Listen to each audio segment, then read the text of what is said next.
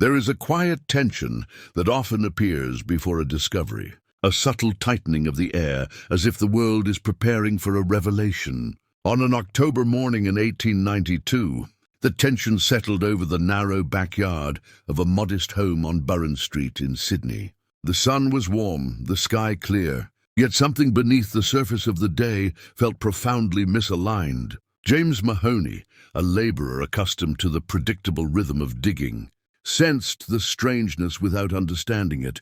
He and his co-worker Frank Cooney were there to dig a trench, a simple job. But the ordinary shattered when Mahoney's shovel met a strange resistance, softer than stone, yet firmer than dirt, a sound that tightened his chest before he knew why.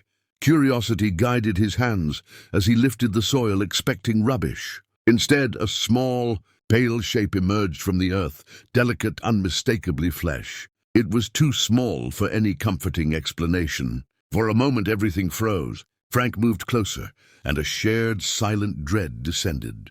There was no protocol for this. Two men confronted with the fragile remains of an infant, hidden just beneath their feet. Their reaction was human, instinctive. They covered the tiny body again, not in denial, but because the mind demands a moment to process an unbearable truth.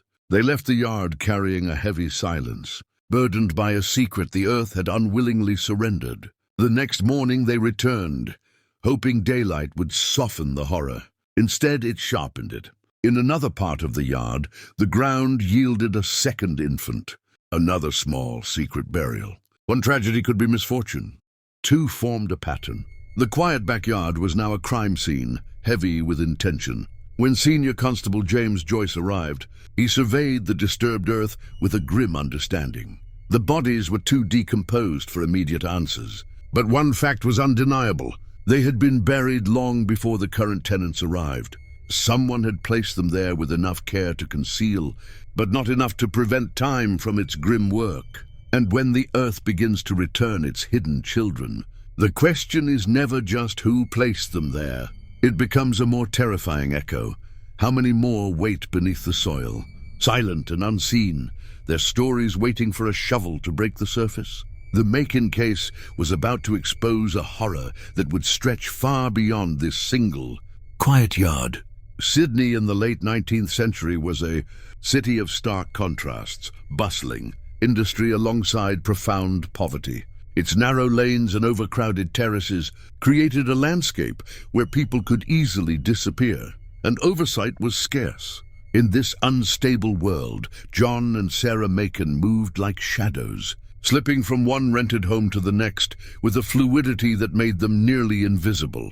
To understand their crimes is to understand the harsh social conditions that allowed them to operate in plain sight. John Macon was raised in hardship, one of many children in a household where survival depended on endurance rather than ambition. He worked sporadically, cart driving, deliveries, odd jobs, but never long enough to build trust or reputation. Neighbors remembered him not for kindness or hostility, but for a peculiar emotional absence, a coldness that left little impression beyond vague discomfort. Sarah's life was also marked by instability. The daughter of a former convict, she learned early that respectability was fragile and survival required adaptation. Her first marriage ended in scandal before she married John in 1871. Together they had 10 children, raising them in a life of constant movement and persistent poverty. The family rarely stayed more than a few months in any one place, their frequent moves masking a darker reality. By the late 1880s, this transience had become central to their method. The Macons carried few belongings, lived quietly, and left behind more questions than memories. Yet with each move, they perfected a cruel system of preying on the most vulnerable. Baby farming had spread through Sydney like a hidden epidemic. Newspaper advertisements offered care or adoption, but these gentle terms masked a brutal trade. Unwed mothers, crushed by social shame and with no support, saw no other choice. A small payment, £3 to £5, was enough to hand their infant to a stranger. They desperately believed their child would find a better life. The Macons played their roles perfectly. Sarah, with her experience as a midwife, offered the reassurance frightened mothers needed. John presented a facade of stability. They used aliases, changed addresses frequently, and told each mother exactly what she needed to hear. From the outside, they appeared to be just another struggling family. But beneath this ordinary surface lay something calculated and cruel. When one home grew uncomfortable, they moved to the next. When one identity became risky, they created another. And in the shallow soil of those rented yards, the truth accumulated, silently, waiting for the day a shovel would finally reveal it. This was not a story of sudden violence, but of a cold, systematic exploitation built on silence, mobility, and the tragic certainty that no one was watching. The women who turned to the Makins rarely appeared by name in newspapers, yet their stories formed the path investigators would later follow. They were young, frightened, and trapped by a society that punished unwed mothers more severely than neglect itself. In the shadows of Sydney's narrow streets, the desperation created the opening the Makins depended on. To understand the scale of the crimes, detectives needed only to trace the women who believed the promises the couple offered so easily. Agnes Ward was one of the first. 19, ashamed and alone, she placed a small advertisement seeking a kind woman to adopt her infant son, Charles. When John and Sarah arrived with their well-rehearsed story, claiming they had recently lost a child, Agnes saw consolation. Where there was only calculation, she handed over £5 and watched Sarah carry Charles away, believing she had chosen mercy over ruin. She never saw him again. Then came Clara Risby. She too placed an advertisement, offering payment to ensure a safe future for her daughter. Sarah received the child with warmth. John offered assurances, but when Clara returned days later, the house was silent. The tenants gone. No address, no explanation. Another child vanished without trace. 18-year-old Amber Murray added a third thread. Unable to keep her newborn son, Horace, she met the Makins under an alias they used frequently. Sarah examined the infant, declared him perfect, and accepted the £3 payment. Months later, Amber would be summoned to identify the clothing found with one of the recovered bodies. She recognized it instantly. Horace had been buried behind one of the Makins' former homes. These three accounts, once placed side by side, revealed something darker than neglect. The Makins moved with the confidence of people who understood the system's blind spots. They used aliases, shifted addresses, and vanished whenever questions grew too close. For every mother who stepped forward, detectives suspected several more who remained silent, convinced their shame would outweigh justice. The soil behind each residence held the truth more faithfully than memory. And as investigators traced the Makins' movements through the city, a disturbing pattern emerged. Wherever the couple lived, the earth eventually gave back what they had tried to hide. The excavation at Burren Street marked the moment when the investigation shifted from suspicion to certainty. What began as two unexpected finds had expanded into a coordinated search across every residence the Makins had occupied. In the preceding years, Senior Constable James Joyce, now convinced he was facing a pattern rather than isolated tragedy, ordered teams to inspect yards, alleys, and disturbed soil linked to the couple's long trail of rented homes. Sydney's quiet neighborhoods, once indifferent to the family's movements, were suddenly stages for police lanterns, shovels, and the slow emergence of buried truth. At 25 Burren Street, additional digging uncovered more tiny remains, each discovery tightening the net around the Makins and erasing any possibility that the earlier finds were accidental. The scene drew crowds, neighbors pressed against fences, whispering, shaking their heads, trying to reconcile their memories of an unremarkable couple with the horror unfolding in front of them. For many, the realization that such crimes had occurred in ordinary yards, beneath the dust of daily life, was almost as disturbing as the crimes themselves. As Joyce expanded the search, police moved on to other addresses: Zamia Street, Kettle Street, George Street, and East Street. In each location, similar signs appeared: disturbed ground, shallow depressions, remnants of cloth, and in some places, the unmistakable remains of infants. The earth itself had become the ledger the Makins never kept on paper. Every new discovery confirmed that the couple had moved, frequently not out of poverty alone, but to abandon evidence, distance themselves from suspicion, and reset their scheme under a new alias in a new district. The press seized the story quickly. Headlines described horrors beneath the gardens, and reporters followed officers from address to address, documenting each grim recovery. What unsettled the public most was not just the number of children discovered, but the eerie quiet with which the crimes had unfolded. No loud disturbances, no midnight screams, only the quiet disappearance of infants entrusted to strangers, their fates hidden beneath layers of dirt, until the city finally began to look. By mid-November, the investigation had uncovered 15 bodies across multiple properties. For Joyce, the number was less important than what it represented, a sustained, organized pattern carried out over years. Each burial site aligned with a known move. Each move aligned with an adoption transaction. Each transaction aligned with a missing child. The circle was closing. What had begun with a single shovel strike had become a map of deliberate cruelty, etched across Sydney's working-class districts. And as officers prepared the final reports for the coroner, one truth was unmistakable. The Makins had not merely concealed their victims, they had woven them into the very soil of the city, trusting that the ground would keep their secrets forever. The trial of John and Sarah Makin unfolded in a courtroom heavy with expectation. For months, Sydney had followed every discovery, every new address, every infant recovered from the soil. Now, at last, the couple at the center of the widening horror sat side by side at the defendant's table, their expressions revealing two entirely different states of mind.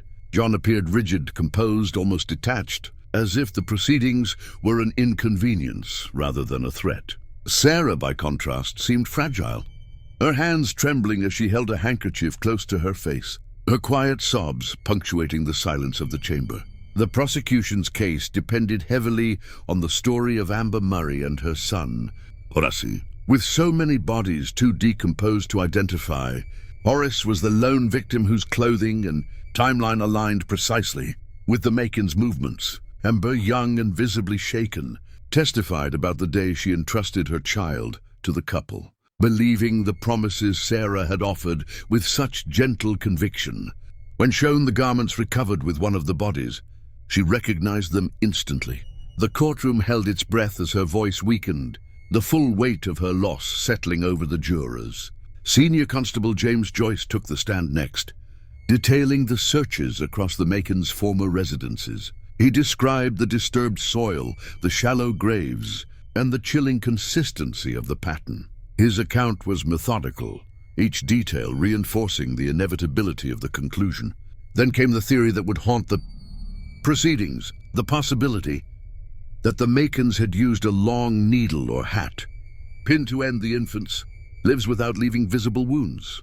Though impossible to prove with certainty, the stains found on the clothing supported the suspicion. The defense attempted to argue that poverty, not malice, had doomed the children, that the Makins were overwhelmed, caretakers rather than murderers. But the evidence of movement, the aliases and the sheer number of infants found beneath their former homes weakened every plea for sympathy. The jury listened as the prosecution traced each burial to a specific address, each address to a period when the Makins had lived there, each disappearance to an infant surrendered in trust. By the third day, the courtroom no longer wondered whether a crime had been committed. The only question that remained was how deliberate, how calculated, and how long it had been allowed to continue. When the jury finally retired to deliberate, the chamber fell into a silence that felt like the city holding its breath. When the jurors returned, their expressions carried the weight of a decision shaped by evidence and by the unspoken presence of every missing infant.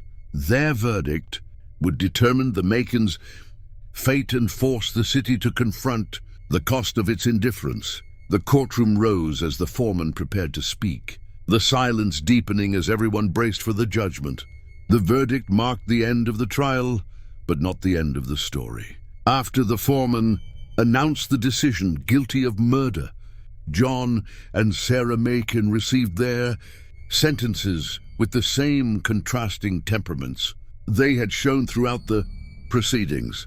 John remained rigid, his expression unchanged, as if the courtroom were merely another inconvenience on a long list of disappointments. Sarah collapsed into sobs, her voice trembling as she cried out, "Oh, my babies!" a display that struck many as hollow, almost theatrical. After the horrors uncovered beneath the soil, the judge acknowledged the jury's recommendation for mercy in her case, yet made clear that the crimes attributed to the couple had carved a scar into the city's conscience. John's execution was scheduled swiftly. In the final weeks, he wrote letters insisting on his innocence, claiming he had been condemned on assumptions rather than facts. Yet the evidence, though largely circumstantial, formed a pattern too consistent to ignore.